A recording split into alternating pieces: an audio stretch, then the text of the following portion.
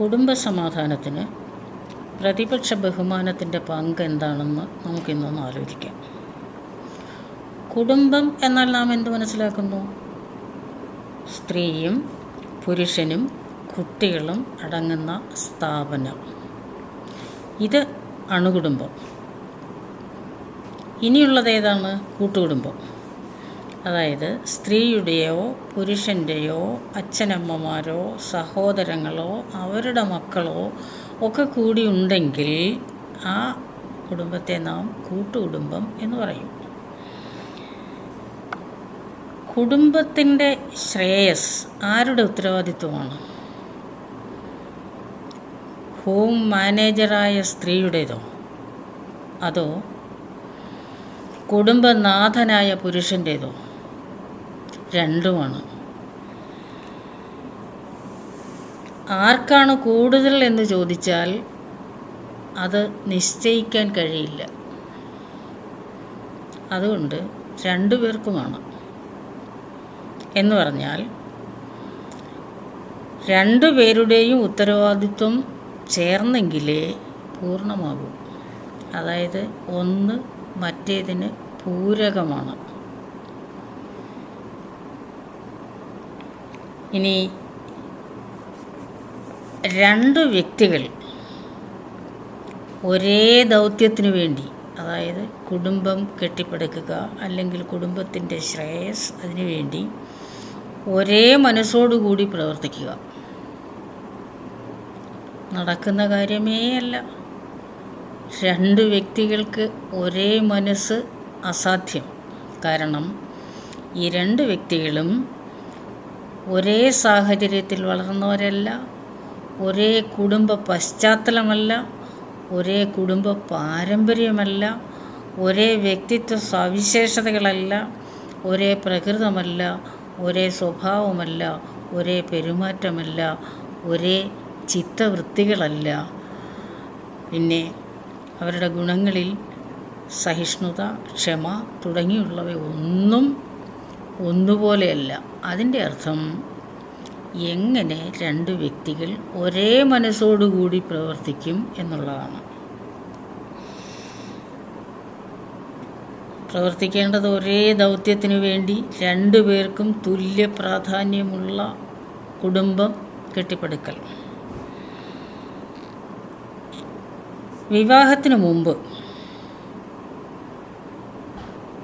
എങ്ങനെയും താല്പര്യമുള്ള, ഇഷ്ടമുള്ള, ആഗ്രഹിക്കുന്ന ആളെ സ്വന്തമാക്കുക എന്ന ഒരേ ഒരു താല്പര്യം. വിവാഹത്തിന് ശേഷം തൊട്ടു പിൻപ് ആഗ്രഹിച്ച ആളെ കയ്യിൽ കിട്ടിയതിൻ്റെ സംതൃപ്തി. എതിർലിംഗത്തോടുള്ള ആകർഷണം. ഇതുകൊണ്ട് ആ ദിവസങ്ങളിൽ, വിവാഹത്തിന് തൊട്ടു മുൻപും തൊട്ടു പിൻപുമായിട്ടുള്ള കുറേ ദിവസങ്ങളിൽ സംതൃപ്തി മാത്രം, സന്തോഷം മാത്രം. അങ്ങനെ കുറേ ദിവസം കഴിയുമ്പോഴാണ് ഒരാളുടെ മനസ്സിൽ തോന്നിത്തുടങ്ങുന്നു, ആദ്യ ദിവസങ്ങളിലൊക്കെ എന്തൊരു സ്നേഹപ്രകടനമായിരുന്നു, ഇപ്പോഴല്ലേ തനിനിറം അറിയുന്നത്. ഈ തനിനിറം എന്താണെന്ന് പറയുന്നതിന് മുമ്പൊരു കാര്യം പറയട്ടെ. ഈ തനിനിറം എന്തായാലും ഒരാളുടെ അഭിപ്രായത്തിൽ ഒരു പോസിറ്റീവായിട്ടുള്ള നല്ല കാര്യമായിട്ടല്ല വന്നത്. അപ്പോൾ അത് ജീവിതത്തെ നശിപ്പിക്കാതിരിക്കാൻ, അറ്റ്ലീസ്റ്റ് ബാധിക്കാതിരിക്കാനെങ്കിലും പ്രകൃതിക്കൊരു പൊടിക്കൈയുണ്ട്. അതായത് കുട്ടിയുടെ ജനനം. കുട്ടി ജനിച്ചു കഴിയുമ്പോൾ ഈ തനിനിറം ഏത് തരത്തിലായാലും എങ്ങനെയൊക്കെ ബാധിക്കുമെങ്കിലും എന്തായാലും കുറേയൊക്കെ അത് മറന്നിട്ട് ശ്രദ്ധ കുട്ടിയിലേക്ക് തിരിയുന്നു എന്നതാണ് പ്രകൃതി ചെയ്യുന്ന പൊടിക്കൈയുടെ ഗുണം. അപ്പോൾ ആ സമയത്ത് അഭിപ്രായ വ്യത്യാസങ്ങളൊന്നുമില്ല, സന്തോഷം മാത്രം. ക്രമേണയുണ്ടാകുന്ന ഈ തനിനിറം കണ്ടു തുടങ്ങുമ്പോൾ ബുദ്ധിമുട്ടുകൾ ഉണ്ടായി തുടങ്ങുന്നു, അഭിപ്രായ വ്യത്യാസങ്ങൾ ഉണ്ടായി തുടങ്ങുന്നു. അതിലേക്ക് നമുക്കൊരല്പം ഒന്ന് സഞ്ചരിക്കാം. എപ്പോഴാണ് ഈ തനിനിറം പ്രത്യക്ഷപ്പെട്ടു തുടങ്ങുന്നത്? അതായത് പാൽപ്പായസം മധുരമുള്ളതാണ്, രുചിയുള്ളതാണ്, എല്ലാവർക്കും ഇഷ്ടമുള്ളതാണ്. എന്നാൽ എല്ലായ്പ്പോഴും ഉപയോഗിക്കത്തക്കവണ്ണം, ഇഷ്ടം പോലെ ഉപയോഗിക്കത്തക്കവണ്ണം, സ്വന്തമായി ആരെയും ഭയക്കാതെ, ഒന്നിനെയും ബോധിപ്പിക്കേണ്ട ആവശ്യമില്ല, ഒന്നുമില്ലാതെ സ്വതന്ത്രമായി അത് മാത്രം ഇങ്ങോട്ട് കിട്ടിയാൽ കുറേ കഴിയുമ്പോൾ അതിനോട് മടുപ്പ് തോന്നും. അതുപോലെ കുറേ കാലമാകുമ്പോൾ, വിവാഹം കഴിഞ്ഞ് കുറേ കാലത്തേക്കൊക്കെ സന്തോഷമായിട്ട് സംതൃപ്തിയായിട്ടൊക്കെ ജീവിച്ച് വന്നിട്ട് കുറച്ച് കഴിയുമ്പോഴത്തേക്കും ആ പരസ്പര ആകർഷണം, അതായത് എതിർ ലിംഗത്തിനോടുള്ള ആകർഷണത്തിന് ഒരു കുറവ് സംഭവിക്കുന്നു. ഇതെല്ലാവർക്കും ആ കുറവ് സംഭവിക്കണം എന്ന് നിർബന്ധമില്ല. അവസാന കാലം വരെയും അതുപോലെ സ്നേഹത്തോടു കൂടി ജീവിക്കുന്ന ആളുകളും ഉണ്ടെന്നൊക്കെയാണ് പറയുന്നത്. എന്തായാലും ഈ പരസ്പരാകർഷണമൊക്കെ കുറഞ്ഞു കഴിഞ്ഞ് ഒരു ചെറിയ മന്ദഗതി അതിലൊക്കെ ആകുമ്പോൾ എന്താ സംഭവിക്കുക? എതിരല്ല, നമുക്കിവിടെ എതിർ എന്ന വാക്കേ വേണ്ട, പങ്കാളിയുടെ ചില ഘടകങ്ങളൊക്കെ ഇഷ്ടമില്ലാത്തതുപോലെ തോന്നുന്നു. ഇഷ്ടമില്ലാത്ത ഘടകങ്ങളെപ്പറ്റി വിളിച്ചു പറയാനും തുടങ്ങുന്നു. അതുപോലെ തന്നെ മറ്റേ ഭാഗവും, അതായത് ആരെപ്പറ്റിയാണോ ഇഷ്ടക്കേടുകൾ തോന്നിയത് ഇപ്പോൾ വിളിച്ച് പറഞ്ഞുകൊണ്ടിരിക്കുന്നത്, അതിൻ്റെ പറയുന്ന ആൾ, കേൾക്കുന്ന ആളും അതുപോലെ തന്നെ പ്രതികരിക്കാൻ തുടങ്ങുകയാണെങ്കിൽ സംഗതി വഷളാകും, രംഗം അശാന്തിയിലേക്ക് നീങ്ങും. എന്നാൽ മുൻകാലങ്ങളിൽ സ്ത്രീകൾ കുറേയൊക്കെ സഹിക്കുമായിരുന്നു, കുറേയൊക്കെ ക്ഷമിക്കുമായിരുന്നു, കുറേയൊക്കെ സമാധാനം കാംക്ഷിച്ചുകൊണ്ട് പോട്ടെ എന്നൊക്കെ വിചാരിക്കുമായിരുന്നു. എന്നാൽ ഇന്നത്തെ സ്ത്രീകൾ അങ്ങനെയല്ല. അതും എല്ലാവരും എന്ന് പറയുന്നില്ല, അധികവും. എനിക്കിതൊന്നും കേൾക്കേണ്ട കാര്യമില്ല, ഞാനും ഒരു സ്വതന്ത്ര വ്യക്തിയാണ്, എനിക്കും സമ്പത്തുണ്ട്, ഞാൻ ഉയർന്ന വിദ്യാഭ്യാസ യോഗ്യതയുള്ളയാളാണ്, ഉയർന്ന വരുമാനമുണ്ട്, ബന്ധുബലമുണ്ട്, ഇനി വേണമെങ്കിലും തിരിച്ചു ചെന്നാൽ സ്വീകരിക്കാൻ എനിക്ക് അച്ഛനും അമ്മയും ഉണ്ട്, കുടുംബമുണ്ട് എന്നൊക്കെ പറയുന്ന ഒരു സാഹചര്യമാണ്.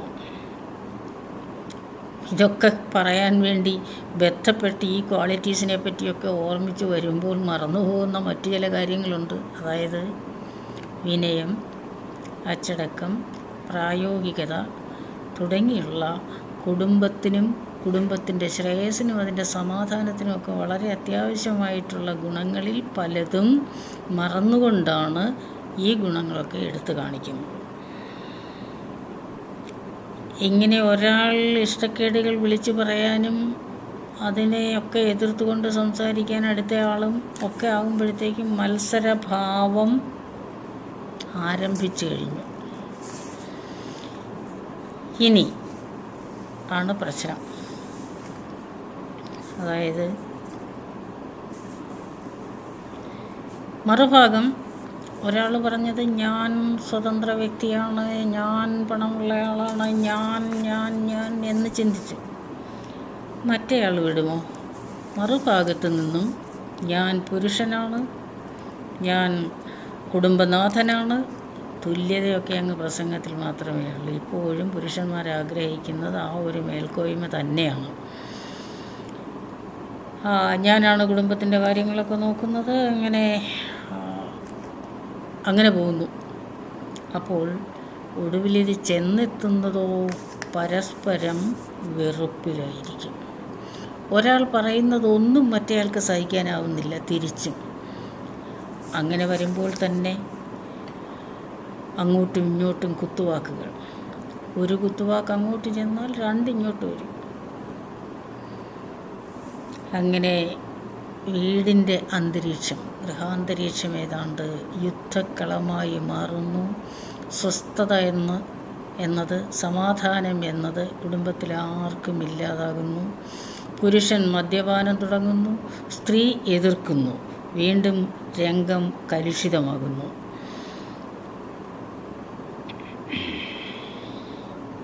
ഒരാളുടെ മനസ്സിൽ തോന്നുന്നത്, ഈ നരകത്തിൽ നിന്നൊന്ന് പോയാൽ മതിയായിരുന്നു, ഒഴിഞ്ഞു മാറിപ്പോയാൽ മതിയായിരുന്നു എന്ന് ഒരാൾ ചിന്തിക്കുമ്പോൾ മറ്റേയാൾ ചിന്തിക്കുന്നത് ഈ നരകം ഒന്നൊഴിഞ്ഞു പോയാൽ മതിയായിരുന്നു എന്ന്. അത് രണ്ടും കൂടി ആകുമ്പോഴത്തേക്കും കുടുംബത്തിൻ്റെ അന്തരീക്ഷം എന്തായിരിക്കുമെന്ന് എടുത്തു പറയേണ്ട കാര്യമില്ലല്ലോ. ഇതൊക്കെ കേട്ടുകൊണ്ട് വളരുന്ന കുട്ടികളിൽ നിന്നാണ് നാം വിനയവും അച്ചടക്കവും സൽസ്വഭാവവും ഒക്കെ പ്രതീക്ഷിക്കുന്നത്. യഥാർത്ഥത്തിൽ കുട്ടികൾ കുടുംബ അന്തരീക്ഷം, ഗൃഹാന്തരീക്ഷം വെറുക്കുന്നു, അച്ഛനമ്മമാരുടെ സാന്നിധ്യം വെറുക്കുന്നു, വീട്ടിൽ നിന്ന് അകന്ന് നിൽക്കാൻ ആഗ്രഹിക്കുന്നു. അങ്ങനെയുള്ള ചിന്തകൾ കൂടി വരുമ്പോഴാണ് അവർ ഒളിച്ചോട്ടം, മയക്കുമരുന്നുകളുടെ ഉപയോഗം, പിന്നെ ആത്മഹത്യ തുടങ്ങിയുള്ള കാര്യങ്ങളെ പറ്റിയൊക്കെ ചിന്തിച്ചു പോകുന്നത്. അത് അവരുടെ കുറ്റമാണോ? മറിച്ച് വാക്കുകൾ വാക്ശരങ്ങളായി മാറുന്നതിനു മുമ്പ് ഒന്ന് ചിന്തിക്കാമായിരുന്നു. ഞാൻ, എൻ്റെ ഗുണങ്ങൾ, എൻ്റെ പണം, എനിക്ക്, എൻ്റേത്, അങ്ങനെ ആ ഒരു ചിന്തയ്ക്ക് പകരം നാം നമ്മുടേത് എന്ന് ചിന്തിക്കുക. കുട്ടികൾ നമ്മുടേതാണ്, ഒരാളുടേത് ആണെന്ന് അവകാശം പറയാൻ കഴിയില്ല. നമ്മുടെ കുട്ടികൾ, നമ്മുടെ കാര്യങ്ങൾ, നമ്മുടെ വീടിൻ്റെ ശ്രേയസ് എന്നിങ്ങനെ ഞാൻ, എൻ്റേത്, എനിക്ക് എന്ന സ്ഥലത്ത് നാം നമ്മുടേത്, നമുക്ക് എന്ന് ചിന്തിച്ചിരുന്നുവെങ്കിൽ ഒരു പക്ഷേ ഈ തരത്തിൽ കുട്ടികളെ കൊണ്ട് ചിന്തിപ്പിക്കേണ്ടി വരുമായിരുന്നില്ല.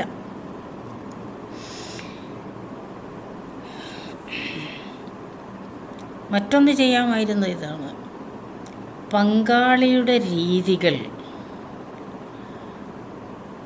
മനസ്സിലാക്കിയിട്ട്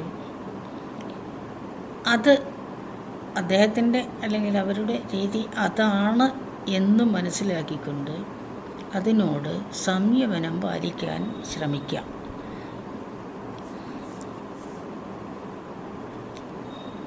കാരണം വ്യക്തി വ്യത്യാസമുണ്ട്. അതൊന്ന്, വളർന്ന സാഹചര്യത്തിൽ അദ്ദേഹത്തിൻ്റെ സാഹചര്യം അല്ലെങ്കിൽ എൻ്റെ പങ്കാളിയുടെ സാഹചര്യം ഇന്നതൊക്കെ ആയതുകൊണ്ടാണ് അദ്ദേഹം ഇങ്ങനെ പെരുമാറുന്നതെന്നും അദ്ദേഹത്തിൻ്റെ സ്വഭാവം അതാണ്, അല്ലെങ്കിൽ സവിശേഷതകൾ അതാണ്, അല്ലെങ്കിൽ മനസ്സിൻ്റെ പ്രവർത്തനങ്ങൾ അങ്ങനെയാണ്, അല്ലെങ്കിൽ ഘടന അങ്ങനെയാണ്. അതുകൊണ്ട് പക്ഷെ എന്തായാലും ശരി തന്നെ ആ പങ്കാളിയെ തൻ്റെ ജീവിതത്തിലേക്ക് സ്വീകരിച്ച് കഴിഞ്ഞു എന്നതിനാൽ അയാളുടെ രീതികളും മനസ്സിലാക്കണം, അറിയണം, സ്വീകരിക്കണം, അംഗീകരിക്കണം, സ്നേഹിക്കണം, ബഹുമാനിക്കണം. ഇത് മാത്രം മതി കുടുംബ സമാധാനം ഉറപ്പാക്കാൻ. ഒരാൾ ആഗ്രഹിക്കുന്നത് പോലെ മറ്റൊരാൾക്ക് പെരുമാറാൻ കഴിയില്ല എന്ന വസ്തുതയും കൂടി അറിഞ്ഞു കഴിഞ്ഞാൽ കുറേ കൂടി നന്നായി. ഒരാളെപ്പോലെ മറ്റൊരാൾക്ക് പെരുമാറാൻ കഴിയാത്തത് ആരുടെയും കുറ്റമല്ല, അത് വ്യക്തി വ്യത്യാസമാണ്. തൻ്റെ രീതികൾ തനിക്ക് എത്രത്തോളം പ്രിയങ്കരമാണോ അതുപോലെ അദ്ദേഹത്തിൻ്റെ രീതികൾ അല്ലെങ്കിൽ അയാളുടെ രീതികൾ അയാൾക്കും പ്രിയങ്കരമാണ്. അങ്ങനെയൊക്കെ ഒന്ന് ഓർത്തുകൊണ്ട് ആ രീതികളെ കൂടി അംഗീകരിച്ചുകൊണ്ട് ഇഷ്ടമില്ലാത്തത് കണ്ടാലും കേട്ടാലും കുറേയൊക്കെ ക്ഷമിക്കാം, കുറേയൊക്കെ ഉടൻ മറുപടിക്ക് പോകാതെ മറുപടി കൊടുക്കാതെ ഒന്ന് മൗനമായിരിക്കാം. അങ്ങനെ മൗനമാകാൻ ശ്രമിച്ചാൽ, ക്ഷമിക്കാൻ ശ്രമിച്ചാൽ, സഹിക്കാൻ ശ്രമിച്ചാൽ, അതൊക്കെ അതിനും അപ്പുറത്തേക്കുള്ളതാണ്. ശ്രമിച്ചാൽ ഞാൻ തോറ്റുപോകും എന്ന ചിന്ത പങ്കാളികളിൽ ആർക്കെങ്കിലും തോന്നുന്നുവെങ്കിൽ ഒരിക്കലും അങ്ങനെയല്ല, അവിടെ വിജയിക്കുകയാണ് ചെയ്യുന്നത്. വിജയിക്കുന്നതിനോടൊപ്പം കുടുംബത്തിൻ്റെ ശ്രേയസ് ഉറപ്പാക്കുകയും ചെയ്യുന്നു. കുടുംബസമാധാനം നിലനിർത്താനുള്ള അടിത്തറ ഇടുകയും കൂടിയാണത്. അതിന് ശ്രമിച്ചാൽ നന്നായിരിക്കും. അതിന് പകരം കുറിക്കുകൊള്ളുന്ന വാക്കുകൾ അങ്ങോട്ട് ചെന്നാൽ കേൾക്കുന്ന ആൾ കുത്തിക്കൊള്ളുന്ന വാക്കുകൾ ഇങ്ങോട്ട് വിടും. അങ്ങനെ വരുമ്പോൾ രംഗം വീണ്ടും വഷളാകുന്നു. മറിച്ച് ഒരിക്കലും പങ്കാളിയെപ്പറ്റി മോശമായി സംസാരിക്കാതെ കഴിയുമെങ്കിൽ ഒരല്പമൊന്ന് പുകഴ്ത്തിയാൽ, പുകഴ്ത്തലിന് അർഹൻ ആണോ അല്ലെങ്കിൽ അർഹയാണോ എന്നതുപോലും പ്രശ്നമാക്കാതെ ഒരല്പമൊന്ന് പുകഴ്ത്തിയാൽ അത് വളരെ ഗുണം ചെയ്യും. അതായത് യഥാർത്ഥത്തിൽ ഞാൻ അർഹിക്കാത്ത പുകഴ്ത്തൽ എൻ്റെ പങ്കാളിയിൽ നിന്നുണ്ടാകുന്നല്ലോ എന്നോർക്കുമ്പോൾ സ്വന്തം പെരുമാറ്റത്തിലോ സ്വന്തം സ്വഭാവത്തിലോ രീതികളിലോ എവിടെയൊക്കെയോ ഉള്ള കുഴപ്പം സ്വയം കണ്ടെത്തുവാനും അതിനെ സ്വയം തിരുത്തുവാനുമുള്ള ശ്രമം അവിടെ നിന്നുണ്ടാകും. സ്വയം അങ്ങനെ കിട്ടുന്ന സമാധാനത്തിന് ഇരട്ടി മധുരമായിരിക്കുകയും ചെയ്യും. ഒരല്പം പുകഴ്ത്തുക എന്നത് ഏതാണ്ട് മോശമാണെന്നുള്ള ധാരണ വേണ്ട. തൻ്റെ പങ്കാളി ഒരല്പം കേമനാണ്, അല്ലെങ്കിൽ കേമിയാണ്, അല്ലെങ്കിൽ നല്ലയാളാണ്, അല്ലെങ്കിൽ ബഹുമാന്യനാണ് എന്നൊക്കെ ചിന്തിച്ചാൽ, ആരെങ്കിലും പറയുന്നത് കേട്ടാൽ, ആരെങ്കിലും പറയുന്നത് കേൾക്കണമെങ്കിൽ നമ്മൾ എപ്പോഴെങ്കിലുമൊക്കെ അങ്ങോട്ട് പറഞ്ഞെങ്കിലേ സാധ്യമാകും. അങ്ങനെ പറയുകയാണെങ്കിൽ അതിൽ നിന്നുണ്ടാകുന്ന നേട്ടമാണ് കുടുംബസമാധാനത്തിൻ്റെ മറ്റൊരു പടി. ഇനി അദ്ദേഹം തന്നെ ആ പുകഴ്ത്തൽ കേട്ട് തന്നെ അപഗ്രഥിച്ച് കിട്ടുന്ന ഒരു സമാധാനമുണ്ട്. ആ സമാധാനം വളരെ നല്ലതാവുന്നതോടൊപ്പം പങ്കാളിയെപ്പറ്റി അല്പം നന്നായി പറഞ്ഞാൽ, അല്പം പുകഴ്ത്തിയാൽ അത് അപമാനകരമായ കാര്യമല്ല, മറിച്ച് അഭിമാനകരമായ കാര്യമാണ്.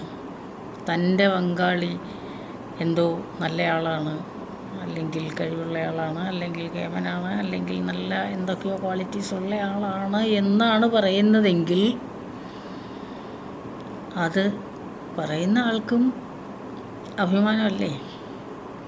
അതുകൊണ്ട് പറ്റുമെങ്കിൽ അല്പം പുകഴ്ത്താൻ നിങ്ങളുടെ മനസ്സ് അനുവദിക്കുമെങ്കിൽ ശ്രമിച്ചാൽ അത് ഒരുപാട് ഗുണം ചെയ്യും. ഒരുപാട് ഗുണം ചെയ്യും. മറ്റൊരു കാര്യം കൂടി അറിഞ്ഞു വയ്ക്കാം. അതായത് വലിയ പ്രശ്നക്കാരനല്ലാത്ത ഒരാളെ പ്രശ്നമുള്ള ആളായിട്ട്, കുറ്റവാളിയായിട്ട്, മനോനില തെറ്റിയ ആളായിട്ട്,